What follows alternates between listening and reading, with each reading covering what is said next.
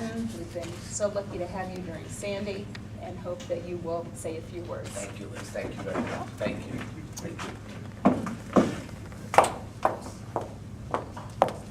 Well, good morning, everybody, and it's great to be. I want to thank Liz for that introduction. I was the first teenager ever appointed to a local community board. It changed my life and my thinking on a whole host of issues, but it was a wonderful, rewarding experience. But it has been an even more rewarding experience to serve as Manhattan Borough President. And I think this is a great opportunity to hear from the candidates who will succeed me. Listen, I want to start out by saying they're in a very difficult position, because the next borough president, let's face it, has very, very big shoes to fill. Huge, right? I mean, I just can't even imagine. What's going to happen on January 1st, 2014. So, you know, be good to them, because this is not easy. This is not easy. But I want to also, the winner of the debate gets on Inside City Hall. That's the prize. So, I will be judging them. And but I just want to talk a little bit about the borough presidency, because this is an office, I think, that's sort of in a class of its own when you think about governance in New York City. It's an office that allows you to be on the ground, working with different communities, block association, neighborhood groups. And it also gives you an opportunity to think more globally, to think about the city sort of in a more macro way. So you have to have two skills. You have to really understand your local communities, and you also have to appreciate that as borough president, especially related to land use and zoning and all of those issues, that you really have to think beyond the local street corner. So part of that is having a vision, having a belief system, but also recognizing that in the history of borough presidents, this office can really do some amazing things. So whether it's land use in terms of university expansion or community board reform or some of the issues we tackled, I hope that there's a foundation for the next borough president to build upon. But one of the great aspects of somebody running for an office is every candidate, and I know these candidates so well, they're all so qualified, they're going to do things in their way, and they're going to build and then create their own agenda and their own strong record, whoever is fortunate to win. So we're very fortunate in Manhattan to have the kind of quality representation and record of people who are now thinking about running for this office, and they're going to make their case today. I want to say to Liz Berger that our work in Lower Manhattan, I think, has been extraordinary, especially post-hurricane, walking the streets with you, walking with FEMA, working with our other elected officials in Lower Manhattan. We've really tried to address the issues of small business and bringing back Lower Manhattan to life. You've done a great job. We have to do more on the seaport, but I think we're really off to a good start. So I'm really glad that this debate is happening. I'm actually excited that I have a front row seat to this debate. I'm going to be able to stay a little while and listen, and then I have to go and take care of my son, who had 101 fever yesterday, Errol. Oh boy. And is not going to be in daycare today, so I have daddy duty. So if I walk out, it's only because my wife has to go to work, so maybe we'll talk about paid sick leave and other issues relating to how we make sure families can raise children in this borough. So I hope we get to do that as well. Thank you all very much. I'm glad to be here.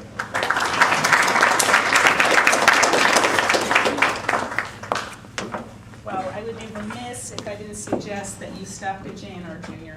on your way home and picked up a few books to read. Well, thank you, Scott. All of us at the DLMA and also at our sister organization, the Downtown Alliance, have had the privilege of working with you and working with your staff on Sandy, on other issues since your election, and we're going to miss you, but maybe we'll be working with you on other issues. So that will be great. Now on to our panel. As Scott mentioned, the charter gives the borough president a host of issues: land use, budgetary, appointive, and the next Manhattan borough president will be confronted by new issues, the least of which will be climate change and resiliency. And I expect that that will be a topic this morning among the many of interest to us in Lower Manhattan. So we really needed a moderator who was up to the task. And in that regard, I am delighted to introduce Errol Lewis, one of the city's top print and broadcast journalists. Errol is a former reporter and member of the editorial board of the Daily News, and as everyone knows, he now hosts New York One's Road to City Hall. He asks tough questions about the most pressing issues of the day, but he's fair, he's direct, and he goes to the heart of the matter. And so now I would like to invite the candidates to come up and be introduced by Errol, and the program will begin.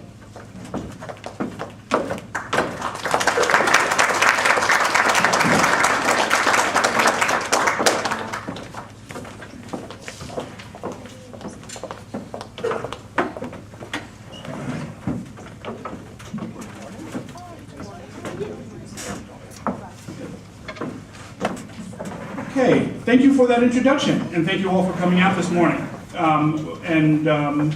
We have a great opportunity in the 45 minutes that we have to go through as many issues as possible. I was reading through the questions that many of you filled out on your way in, and I am frankly very impressed.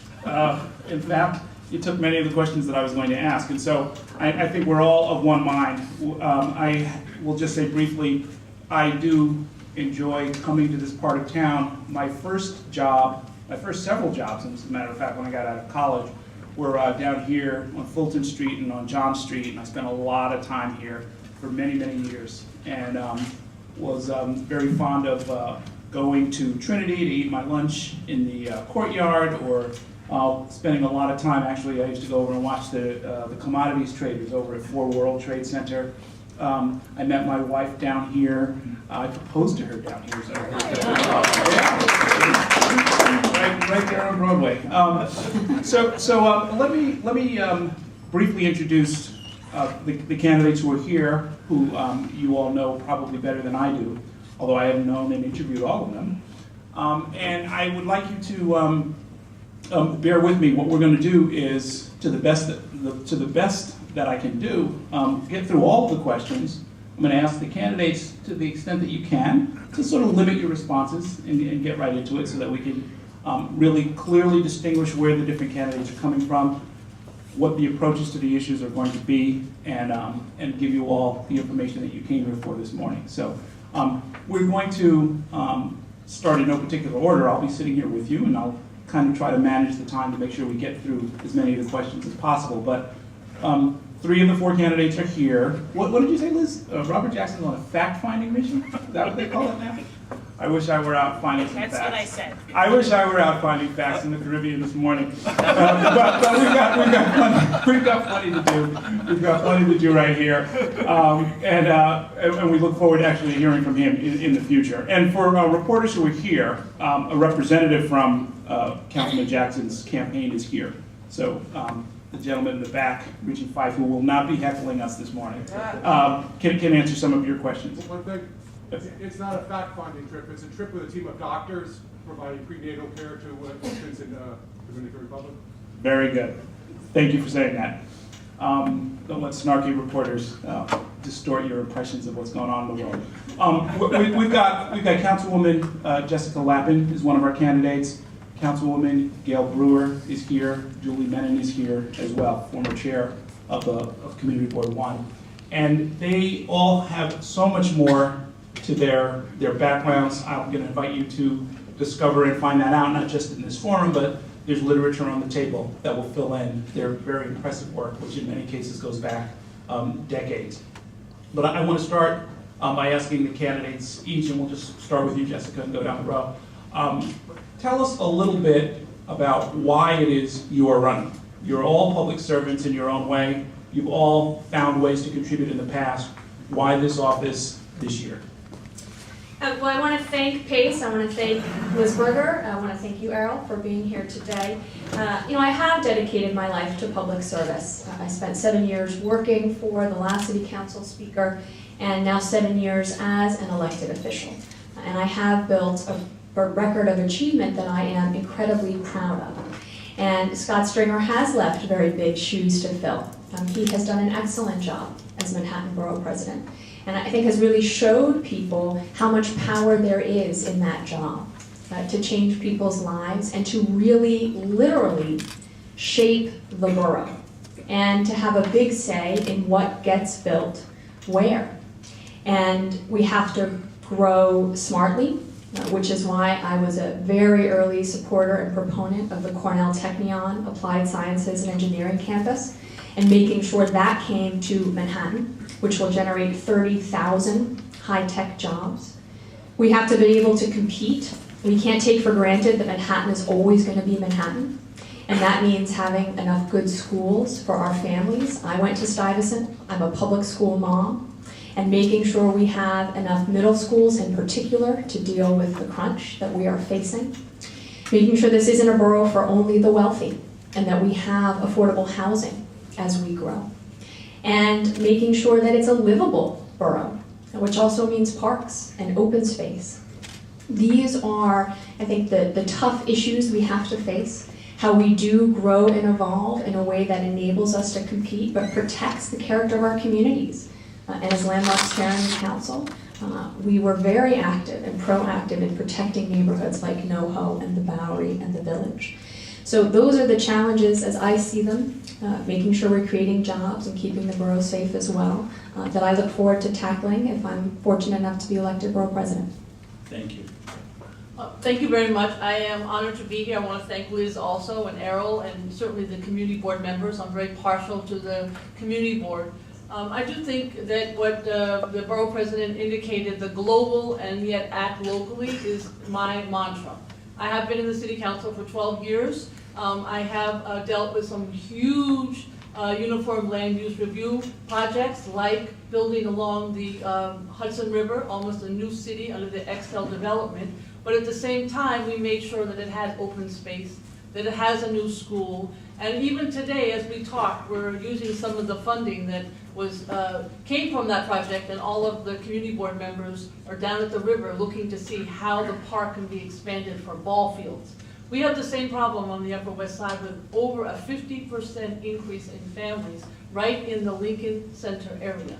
So that's similar to your huge increase in population here, where you need ball fields, you need schools, you need community centers, and you need retail that brings the shoe man, not just the large drugstore, with all due respect, to the neighborhood.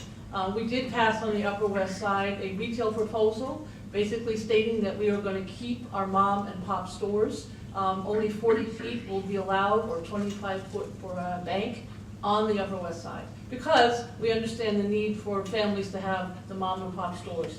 I'm also a big proponent of green, again, something that this neighborhood has worked so hard on. Something so exciting. The moms in my neighborhood now have zero waste at the school. So we have all of the Putrescibles at the kitchen going one place, the paper going another. Recycling in Manhattan has got to improve. We're at a very low number, and it's, again, if we're going to talk about, as the borough president indicated, thinking about climate, thinking about all these issues, this is a great neighborhood to implement some of these green techniques that you are so familiar with. I also want to just talk about affordable housing. As Jessica indicated, if you don't have that, then you're not going to have the workers, you're not going to be able to have a diverse family environment. I would say that in Manhattan in particular, our challenge is how do we keep that diversity? It's 80-20 does some aspect of it, and obviously in today's world, under the 2008 passage in Albany, every building has to have a permanent affordability. But I will tell you, it's not a lot. So the whole issue of affordable housing. How do we create jobs? You may be the master at that, but I have people coming into my office every single day having lost their back office job. It has moved to South Dakota. It has moved out of New York. And they can't go with it because their family is here.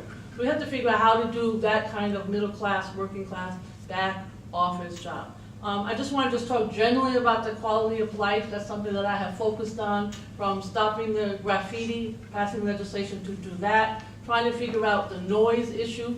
We just learned that the Department of Buildings has decided, and maybe this is good for development, but it's not good for families, that every Saturday and Sunday is open season for giving permits for building. And that's not necessarily conducive. So how do you have both the development happening at the same time living next to construction? And goodness knows, Community Board 1 in this neighborhood has dealt with all of that. But these are some of the issues that I think, as borough president, I can take the leadership that I provided on the Upper West Side and move it towards a larger sphere.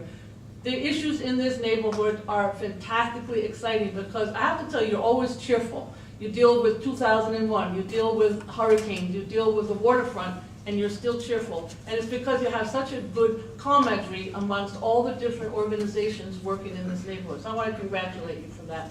But I think it takes a borough president and to be able to provide that kind of planning leadership that certainly this borough president has done. So it's planning, not just with the community board, but figuring out how you can bring state, city, and all of the local stakeholders together.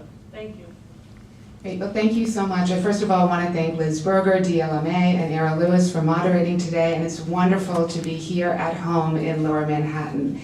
So to answer your question, Errol, in terms of why am I running for Manhattan Borough President right now, well, I am not a politician, and certainly if someone had asked me 10 years ago would I ever run for office, at that time I probably would have said no. My life was literally turned upside down by 9/11, as were so many others who are in this room. I owned a business called Vine Restaurant, which I know many of you used to go to. And my business was destroyed on 9/11, my home was destroyed, we were evacuated like so many other people in this room. And that is really what got me involved in dedicating the last 11 years of my life to rebuilding Lower Manhattan. I have been honored and privileged to serve as the chair of Community Board 1 for over 7 years, and we took on some of the toughest battles that affected not only our community and not only our city, but our country, leading the charge to move the 9/11 terror trial out of New York, standing up for freedom of religion with the Islamic Cultural Center and Mosque, standing up for the First Amendment right to protest with Occupy Wall Street, but balancing that with needs of businesses and residents in the community. And that is, quite frankly, I think, the kind of leadership that we need in 2013. I'm running for borough president because I believe my background as a former small business owner, as a head of Wall Street Rising, the not-for-profit I founded after 9/11, to rebuild downtown as longtime community board chair, is exactly the kind of experience we need. And in terms of the problems we face in the city and the issue of vision that Borough President Stringer mentioned, the vision has to come in the challenges of building more affordable housing, building more school seats, and building more open space. That is exactly what we did in Lower Manhattan. We were dealt the toughest of circumstances after 9/11, and I would add, we are the only area in New York City that's experiencing job growth. We've been able to build 3 new public schools in the last 5 years, more than any other neighborhood in the borough of Manhattan, and a tremendous amount of open space. The vision that I have for the Borough President's Office is obviously to continue the great work that Borough President Stringer has done, but to build on that and really try to reform the land use review process. This is something I've been speaking about for many, many years, the fact that why do we have so many overcrowded schools in New York? Because when large-scale development is being approved, we're not always looking at the nexus to the local school seats and the fact that in certain circumstances that might put 36 kids in a class and they might have no art room or no computer room. Why do we have a lack of affordable housing? Well, in my opinion, it's the same issue and we really need to focus on land use reform. And in that regard, I believe we should do what we did in Lower Manhattan, which is use inclusionary zoning, as we did when we rezoned Northern Tribeca, to actually build more affordable housing. So there's much more I could say on this subject, but I am running for borough president. I'm incredibly passionate about this particular office, and I look forward to continuing to lay out the vision I have for this office. Thank you. Thank you, Julie. And let's just jump right in. This is an audience question. What is your position on the East Midtown rezoning? Will it have a negative effect on downtown and Hudson Yards? So in any particular order, or I can call you. Sure, I'm happy to go first. One of the things with the Midtown rezoning that I think needs to happen is I believe we have to make sure that we're having proper community input, both from the community boards and community groups. I have been a longtime board member of the Municipal Arts Society. MAS has laid forth some concerns they have about it. So I believe what we really need to do is make sure that those concerns are being addressed, whether it's about transportation infrastructure, whether it's about landmarking.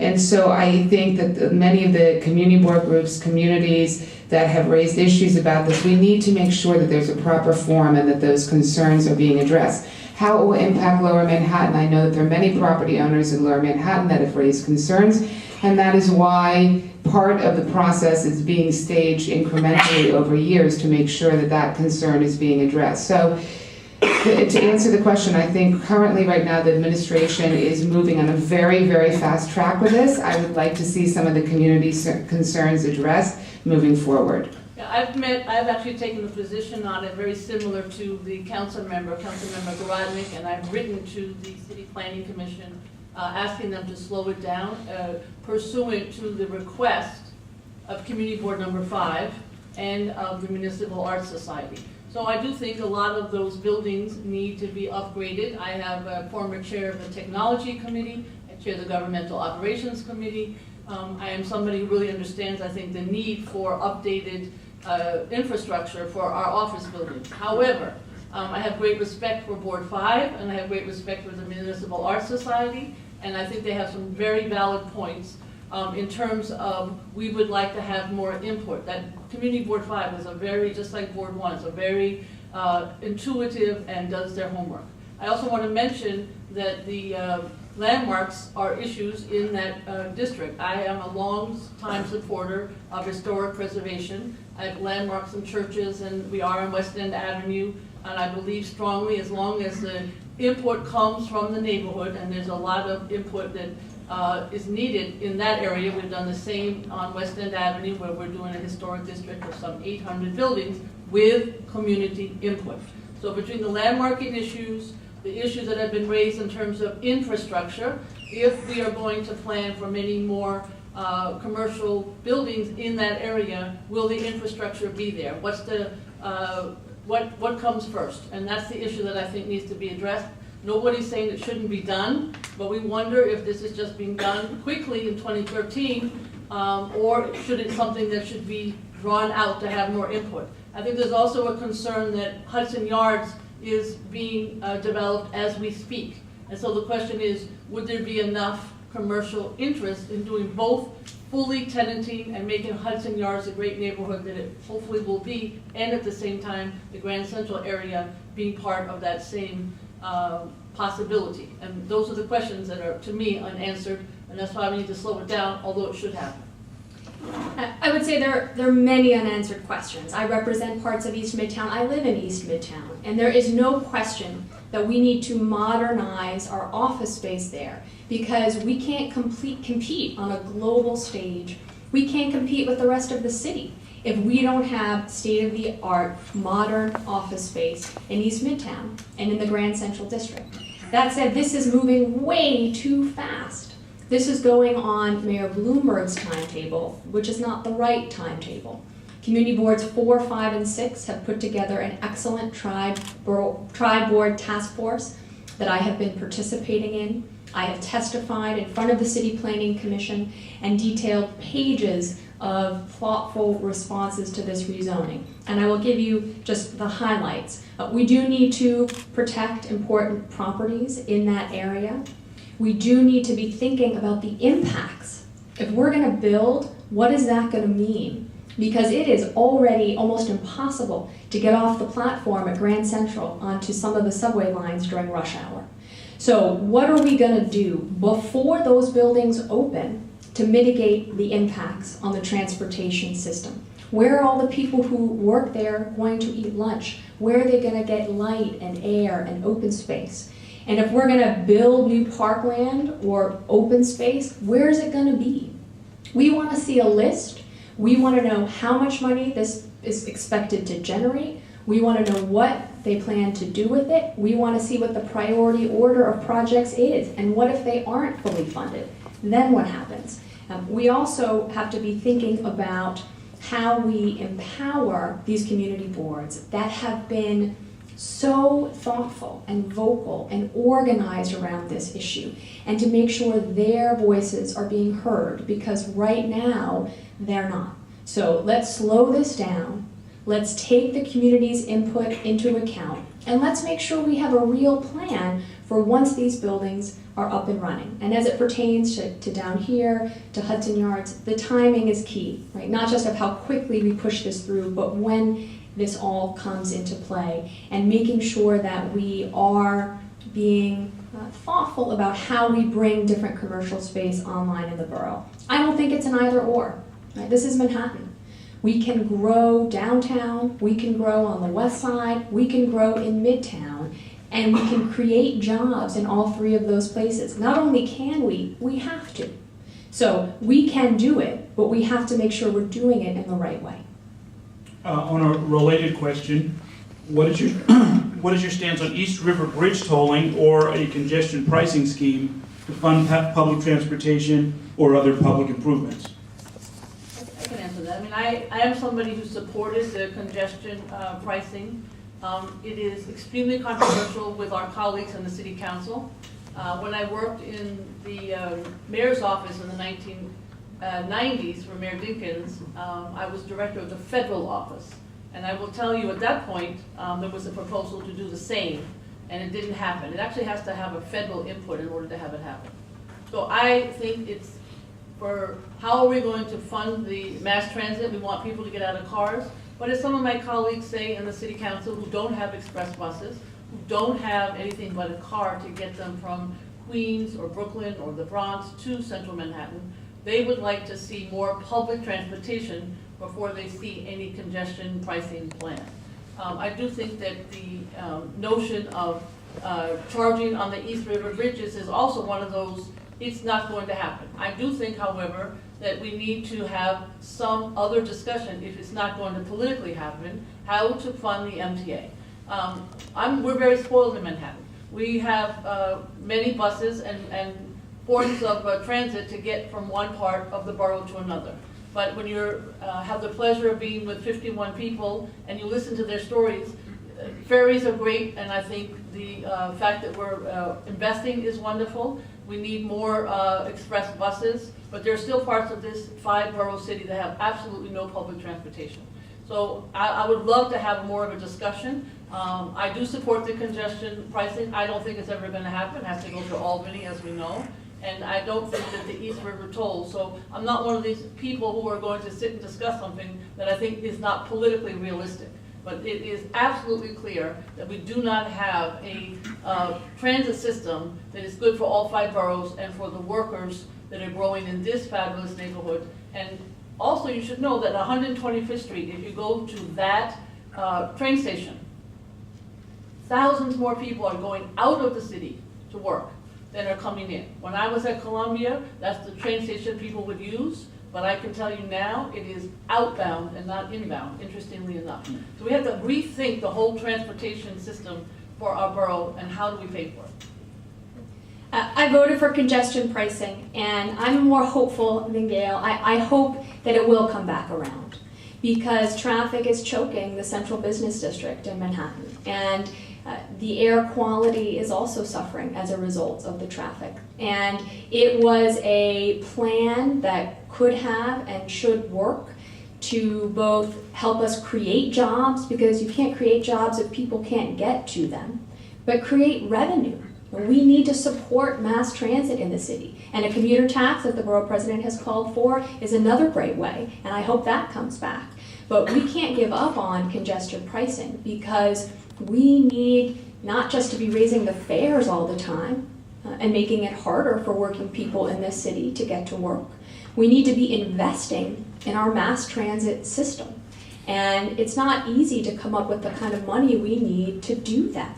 But we need to expand service, not be cutting back. We need to expand in the other boroughs, as Gail Brewer mentioned. And this is an important and very viable way to both reduce traffic, help us create jobs, and create much needed revenue for our mass transit system. Well, I also am a supporter of congestion pricing, and at Community Board 1, we voted in favor of congestion pricing. I also am more optimistic than Gail is about its potential in 2013, and really for a couple of reasons. First of all, we have to address the traffic system in the borough of Manhattan, and we need to do something about it. Secondly, we do need to improve mass transit, and in tough economic times, we need to be thinking of outside-of-the-box ways like congestion pricing, which cities all across the world have done. We need to bring that back on the table. And there are groups right now, such as Sam Schwartz Engineering, who has a plan for congestion pricing. It's a different plan that answers some of the more controversial elements of congestion pricing that many elected officials and community groups all throughout New York City had. So they are taking this presentation to community groups all throughout the city, and I think it's very important for people to become briefed on that and to look at that. Also, in terms of air quality, for example, in East Harlem has some of the worst air quality in the borough of Manhattan, and that is another reason why we must move forward with a plan to be able to address that, and congestion pricing is one way to do so. In this community on Canal Street, we also have some of the worst air quality, and I know the community board members here are shaking their heads because year after year there have been studies done on the air quality on Canal Street. So there are many pockets throughout the borough of Manhattan, whether it's East Harlem, whether it's this community, where air quality is a significant issue, and congestion pricing would be a very important way to be able to address that, and also to be able to address the key infrastructure changes and improvements that we need to make on mass transit so that we do not continue to have to raise fares. This next question is mine. We have a number of university expansions, and I'm going to assume that everyone knows the basic outlines of what they are, whether we're talking about Fordham or Columbia's expansion into West Harlem, or the NYU project, or the Cornell Technion project.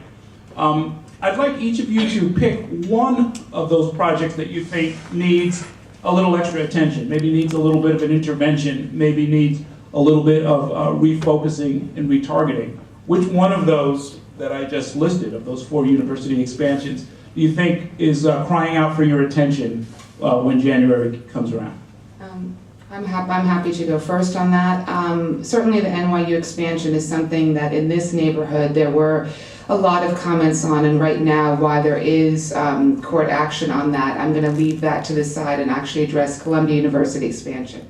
Because I believe in the Columbia University expansion, and I know the community boards, the borough president's office, the elected officials, there was a tremendous amount of work that went into the Columbia University expansion, and that is absolutely key and critical work. Under the community benefit agreement, however, there have been some concerns. Up until a few months ago, the development corporation that is giving out the money, and it's approximately $150 million, did not have a website. Some of the key community board activists and community groups pointed this out.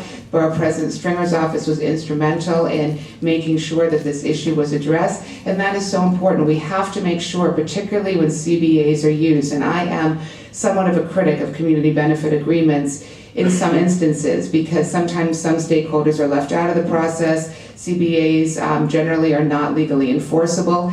And so in the Columbia agreement, we have to make sure that the commitment that was made to the community is honored. And we also have to make sure that there's accountability and transparency in the process. This money was promised to the community as a mitigation measure. We need to make sure that that indeed happens. I'll talk about Fordham University because I was in charge as the council member and working with the borough president. But you know what's funny about it is half of the city council, I swear, went to Fordham, one way or the other. And then of course the speaker is Irish, and so was Father McShane. So it made it a little difficult, just to be honest with you. But I will tell you that this is a small space compared to the island or Upper Manhattan. And the fact of the matter is, they do have a need, just like every other university, to expand. The problem is, what do you do? And these are some of the challenges. We were able to get more open space, both for the public and for the students, in terms of large atriums and public green space. However, when you're building a university that doesn't have a big endowment, as they tell me every 5 minutes compared to NYU or Columbia, they need the private building to subsidize that. And that's where the challenge comes in. We want a law school, we want the actual student facilities to expand, but then when you have to build in a very confined community, tall buildings, to be honest with you, it was before they had actually gotten permission, before the legislation passed in Albany to be able to have permanent housing.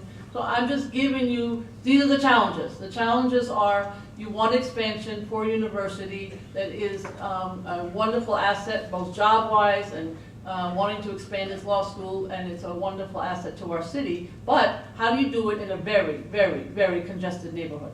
So those are the challenges. I think we were able to get some community amenities. Many that we would have liked to get would have included another school. We have the same problem that the Lower Manhattan has.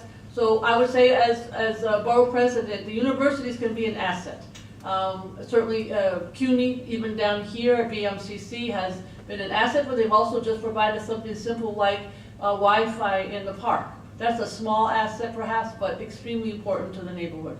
I think universities have to be accessible. John Jay also expanded. It wasn't on your list, but they have a huge new building.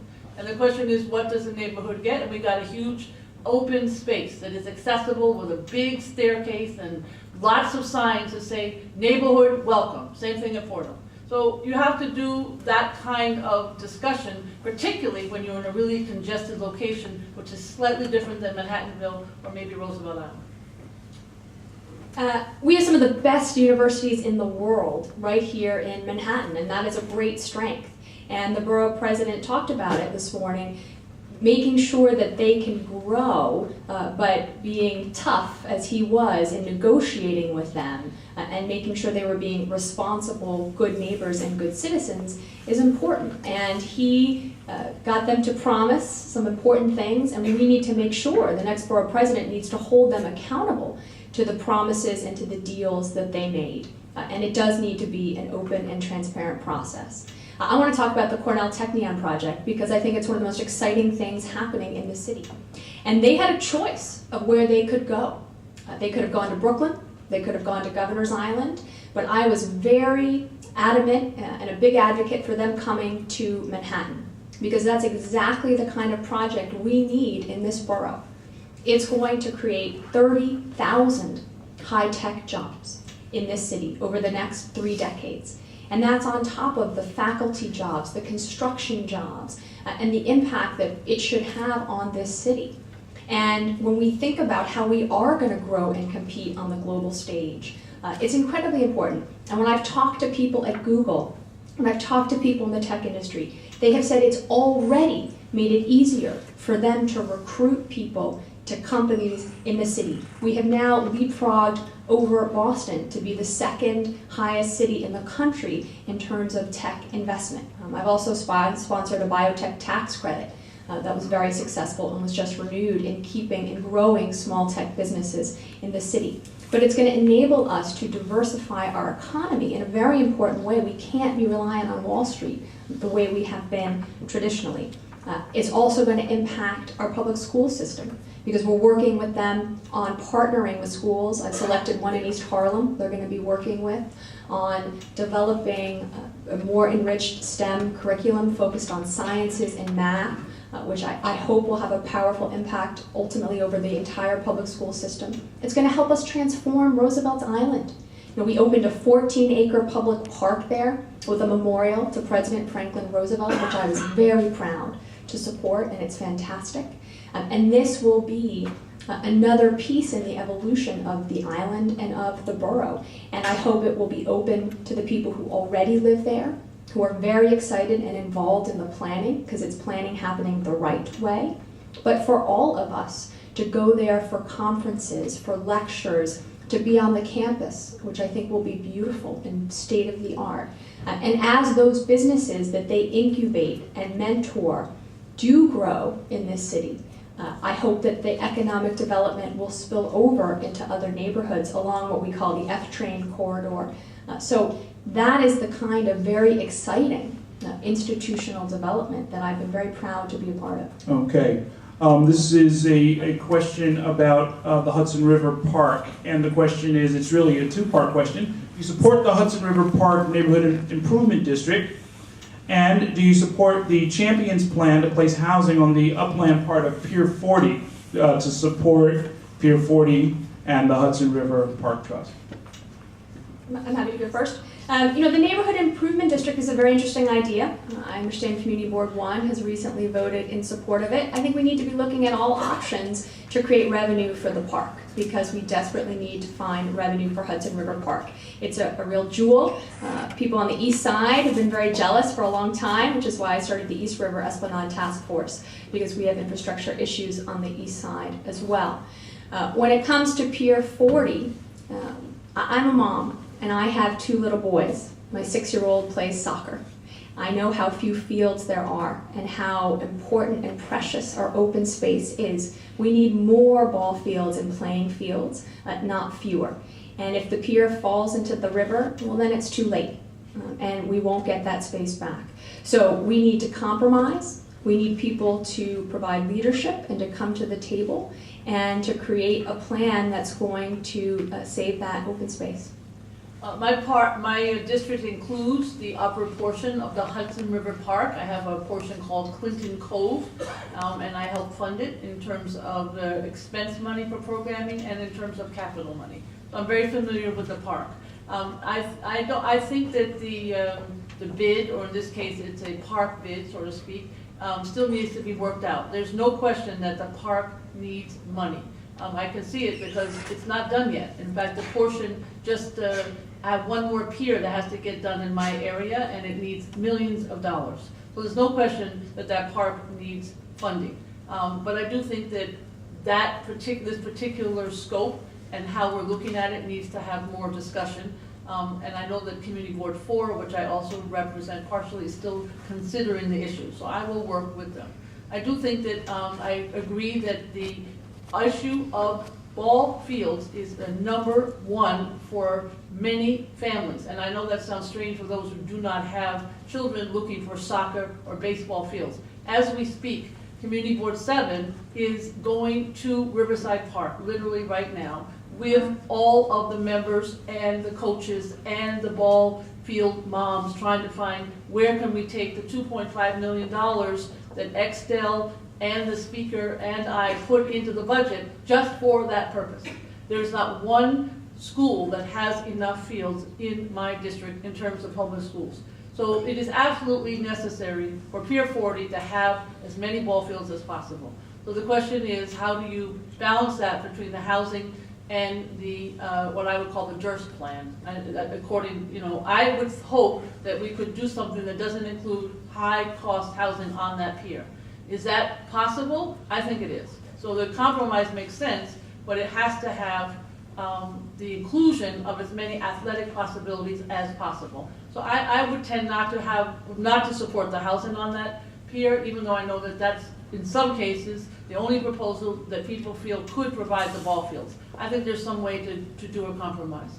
I do think that park is incredibly important. It's the longest waterfront park, I think, in the world, and it is unbelievably utilized every single day. It got hit really badly under Sandy, so it's not just a question of the long-term commitment. There are near commitments that have to be made, and hopefully with some of these monies coming from the federal government, they'll be dealt with. But this Pier 40 discussion has to end, and we have to find a compromise.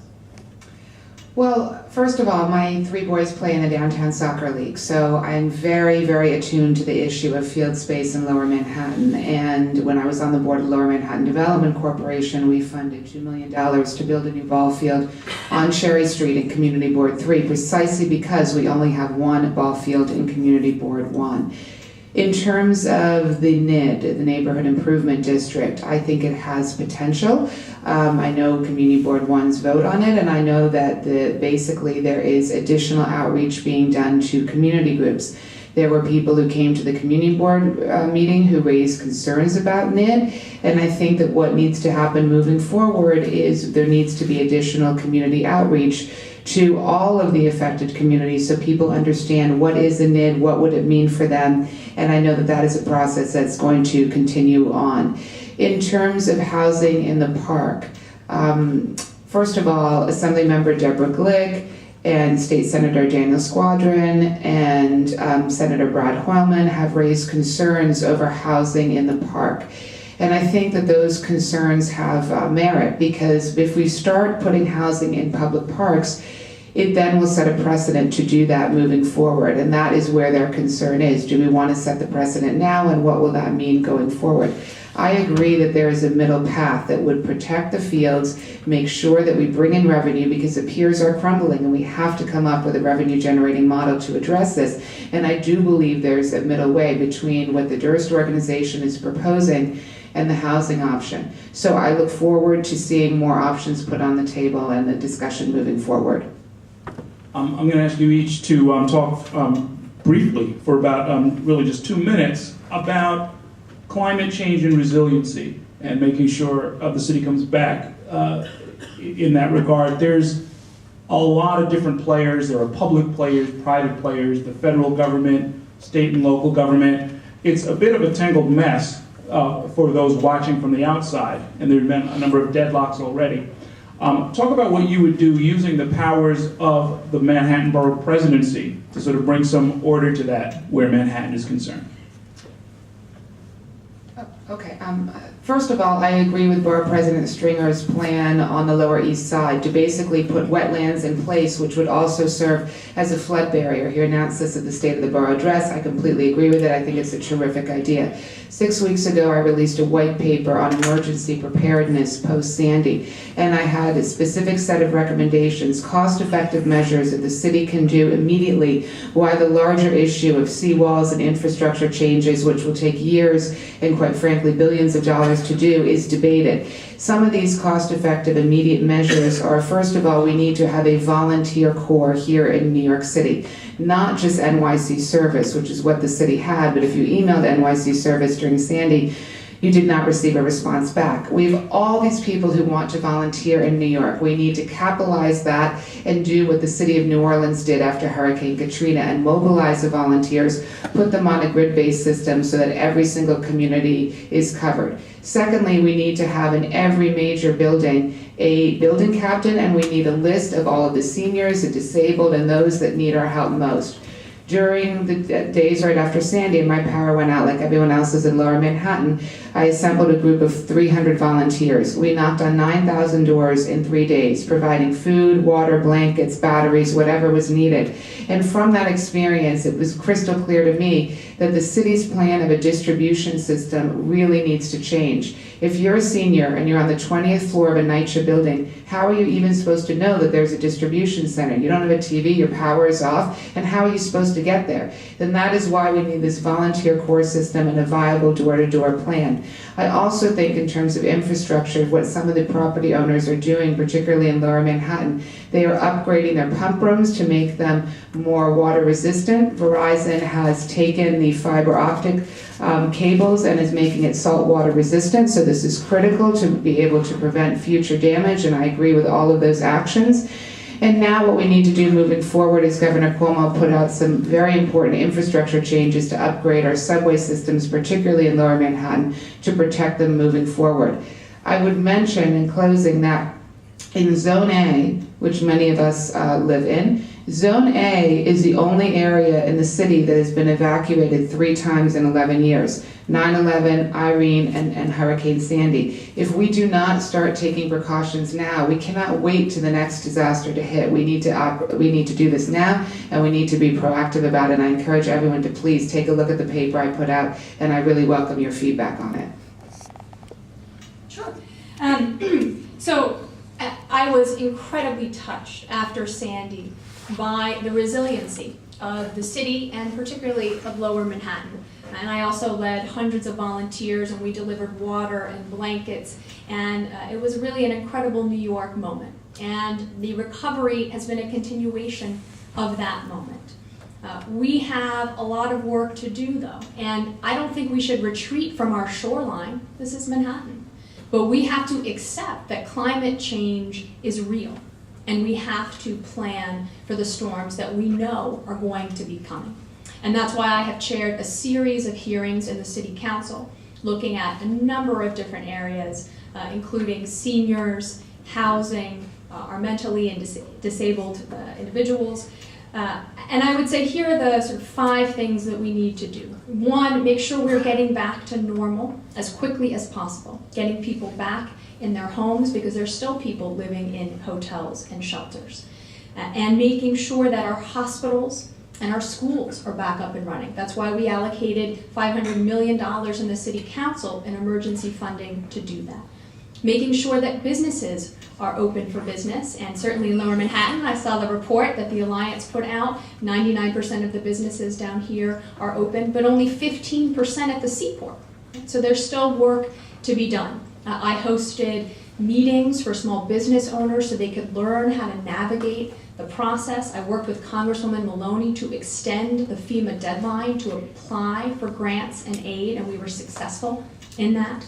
We have to do things quickly and in the short term. We have to revise our zoning code, particularly when it comes to Zone A and Zone B and how people rebuild. We should be waiving fees at the Department of Buildings and other city agencies when that's making it more difficult for businesses to open and people to get into their homes. We should be creating plans for nursing home evacuations because guess what? They don't have them. And that's why so many people who are evacuated from nursing homes ended up in shelters, which is not the right place for them. We should be doing property tax relief where it's appropriate. When it comes to our tunnels, both for mass transit and for circulation around the city, we have to put measures in place right away to protect them and to keep the water from coming in future storms, because it really compromises over the long term that infrastructure. Our power and energy delivery system has to be protected and modernized for future storms. Those are the things I think we should be doing quickly. And then there's the longer term. And Senator Schumer has requested the study by the Army Corps of Engineers and provided great leadership. The governor has provided leadership. The mayor and the city council have a task force. And we should be looking longer term at barriers, at oyster beds, at marshlands, at all of the things that we, over the long term, can and should be doing to deal with climate change. But we shouldn't wait for all of those studies to be complete. I think we need to act now. This is a great question, Errol, because it is a perfect role, I think, for the borough president. I mean, we even have tornadoes now in New York City. We had one a few years ago, and 100 trees in Central Park disappeared overnight. And in my block, 15 trees tops disappeared, and 15 cars disappeared, crashed by the tree. So even today, we were worried, what's it going to be? Of course, it's nothing. We don't even know what it is. So the fact of the matter is this climate change could be answered in so many different ways. I think on the short term, we unfortunately or fortunately learned a lot from Irene and from Sandy. And this issue of people being chased out of their homes, mostly renters, to be honest with you, now 1,000 people in the hotels, that wasn't thought about in advance, and that needs to be thought about in advance. And we need to have housing that is either long-term or short-term. The short-term issue too, I think we also need to think of how we can do some prevention. I don't know if having more recycling and having a better city that itself looks at its own carbon release is something that we shouldn't be focused on. We're not now. We're certainly changing the oil, we're looking at emissions, but there's a lot that we as a city could be doing much more of. But on the long term, the issue that was just described, the borough president's suggestion for the seawall, and how do we deal with the homes. I don't know that Manhattan homes have to be on stilts, but it's certainly an issue for homes in other parts of the city. And the two members of the city council went to New Orleans to see what challenges and successes after Katrina came about for people's homes, and they're adapting different measures here. But you know, these are the long-term issues. They're very expensive. They are something that is going to take a great deal of building code change. Those are the long-term challenges. I think for the small business, you have here in this community, as well as Coney Island, as well as Staten Island, and as well as the Rockaways, a huge experience with what happens to small business during a storm, and that has not been thought out. I think that the planning should be in advance, and then of course the planning afterwards for the infrastructure and the support for small business, because obviously it's a huge loss of jobs, something like 600 jobs in the South Street Seaport alone because of the storm. Just the individual person power, just like Jessica, we sent hundreds of trucks and supplies to the other boroughs as well as Lower Manhattan, but I will tell you the communication was terrible. We would call our colleagues, we would call Dominic Reckitt, we would call the council members in Staten Island on their cell phones and find out that Mrs. Gillicuddy was on the corner, and if the truck went to find Mrs. Gillicuddy, then the socks and the batteries could be delivered. Well, that's not the way to do it. So the issue of the person power, thinking that out in advance in every community, because you know what? It's not just a waterfront community if Errol's question is going to be answered. There could be tornadoes, there could be other kinds of really strange climate reactions that we don't even know about. And so every neighborhood in this borough and all 5 boroughs has to be prepared, and certainly either the CERT teams or whatever is the equivalent, meaning those are the OEM trained individuals who are volunteers to go up and down the stairs and so on, need to be part of the process. So the long term is the infrastructure, and the short term, I think, is thinking about the person power. And it is a perfect job for a borough president, preventive, and then what is the long term and short term to deal with this climate change situation. Okay, you all have been great. I want to ask one more question. We got started late, so I'm going to take just a couple extra minutes, but be mindful of folks' time, and I'll check with the host to see if we can go on just a little bit longer. To the extent that people want political leadership that is independent, I want each of you to talk about an instance where you sort of broke with the conventional wisdom, maybe didn't do something that the party or the council leadership or someone wanted you to do, where you think it showcases the independence that you would bring to the job of borough president. Well, I voted not with the mayor and not with the speaker on the issue of term limits. Jessica did the same, and she can talk about it. So that was a defining point. I think all the candidates in running for this office, I know Robert Jackson did vote for it, but I was independent. Number two, I am the author of a very controversial piece of legislation on paid sick leave, which was mentioned by the borough president. And this is a piece of legislation that would give 5 days to about 1 million workers in the city of New York who do not have paid sick days. It would not impact companies that already give paid sick days or have some kind of a benefits package, either personnel or individuals who are on vacation and it's part of a package. So those businesses would not be impacted. This is a very controversial 4-year discussion. And so I think that's an example of independence. We have 37 co-sponsors, and we are working hard to try to pass a bill, hopefully with the speaker's input. But we are very serious about wanting to make sure that this city protects workers' rights, and at the same time is good to business. We are working on compromises, but these are 2 examples of where I think I've been very independent, and if anybody knows me, I'm pretty independent. I also voted against term limits, as Councilman Brewer said. I voted against the city's solid waste management plan because I thought the plan for Manhattan was a sham, and I still think it is, and doesn't do the things that people said that it would.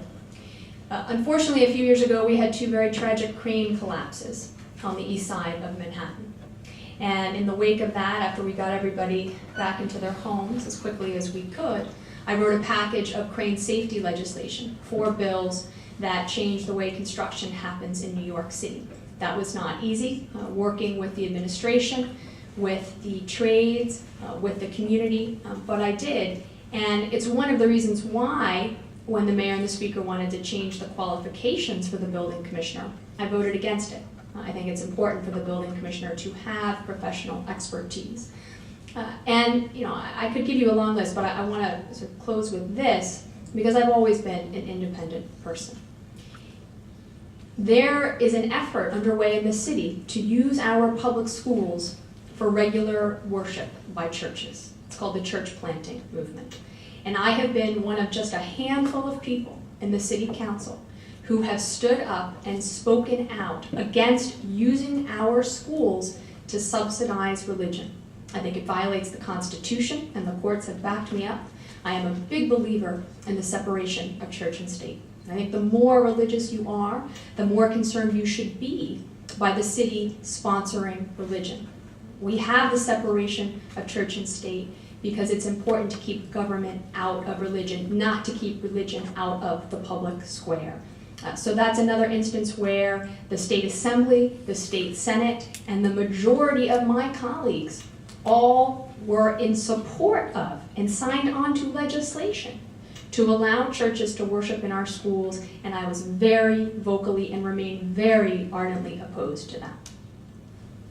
Well, thank you for asking the question, Errol, because I think my tenure both in chairing Community Board 1 and the work I've done in the last 11 years since 9/11, it really exemplifies what independence means and having a very strong and proactive voice. So I want to give a couple quick examples.